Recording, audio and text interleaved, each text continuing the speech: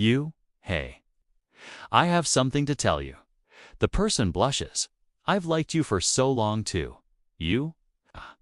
I just wanted to ask if I can borrow $20. Awkward silence. Do you know what's more nerve-wracking than a first date? It's that moment when a friend, maybe even a crush, pulls you aside and says, "Hey, can we talk?" There's something I need to tell you. Your heart starts pounding, right? Is this it? Is this the big love confession you've been dreaming of? Or ... Are they about to ask you for money? Welcome to the ultimate social minefield, the confession versus the loan request. Today, we're going to become detectives of the heart and the wallet. I'll give you the ultimate guide to figuring out what's really going on, so you can save yourself from either heartbreak or an awkward financial entanglement. Let's start with the classic signs of a genuine love confession. Picture this: they're fidgeting, they can't quite make eye contact, and there's a nervous energy that's almost contagious. They might start the conversation with a trip down memory lane. Remember that time we ... double quotes. This isn't just small talk. It's them building a foundation of shared history, reminding you of the bond you already have. They'll compliment you on things that aren't just superficial. Not nice shirt, but I love how passionate you get when you talk about your hobbies. They're highlighting your personality, your spirit, the things that make you, you. The conversation feels personal, intimate, and focused entirely on your connection. The key here is emotional vulnerability. They're opening up their heart, and it feels raw and real. Now, let's flip the script and look at the setup for a loan request. The vibe is different. It's less nervous romantic and more urgent and a little desperate. Instead of a slow, emotional buildup, you might get a sudden, intense story about a problem. A car that broke down, an unexpected bill, a business opportunity that's too good to miss but needs immediate cash. The conversation quickly steers towards their problems and their financial situation. You'll notice they start complimenting your stability and responsibility. They might say things like, "You've always been so good with money," or "You're so reliable and have everything together." It's flattering, but it's strategic. They're not complimenting your soul. They're complimenting your bank account.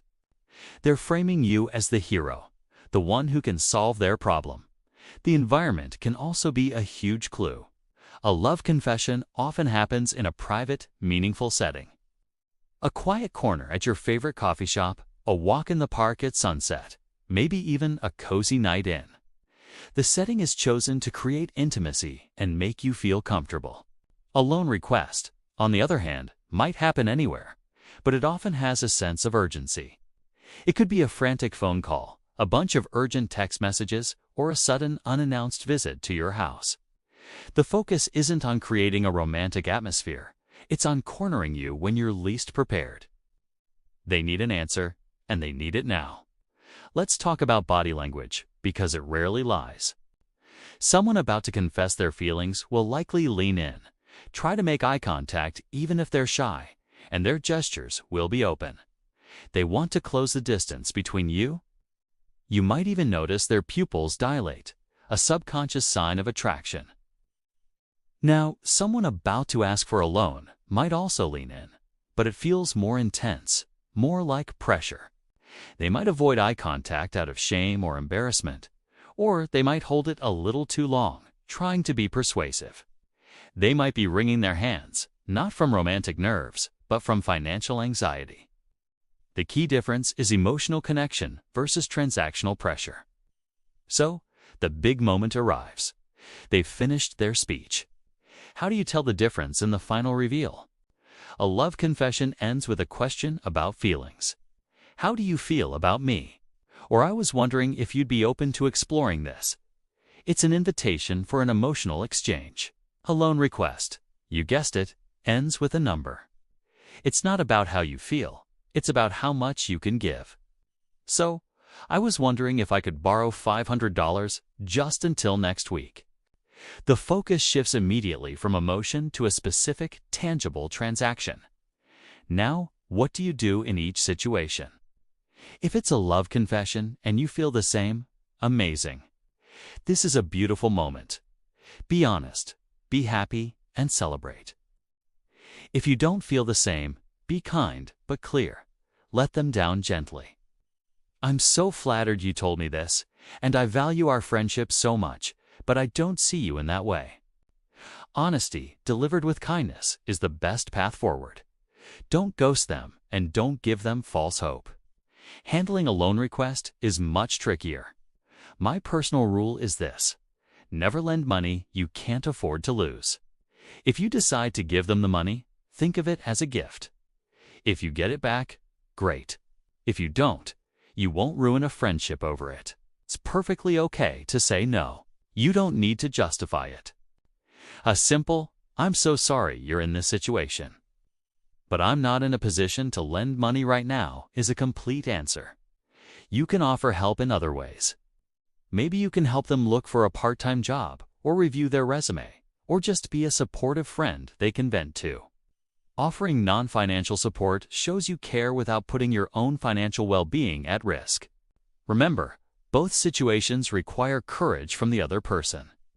They are making themselves vulnerable, whether emotionally or financially.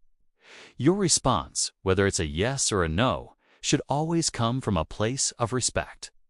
You're not just protecting your heart or your wallet, you're managing a relationship. By paying attention to the context, the language, and the underlying intention, you can navigate this tricky situation with grace and confidence. You'll know whether to open your heart or too politely, but firmly close your wallet.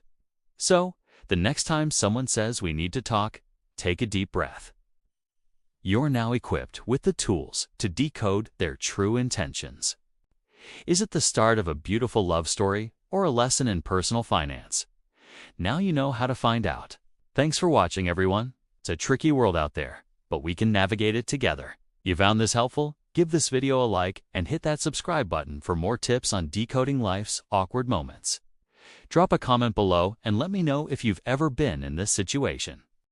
I'd love to hear your stories. See you next time.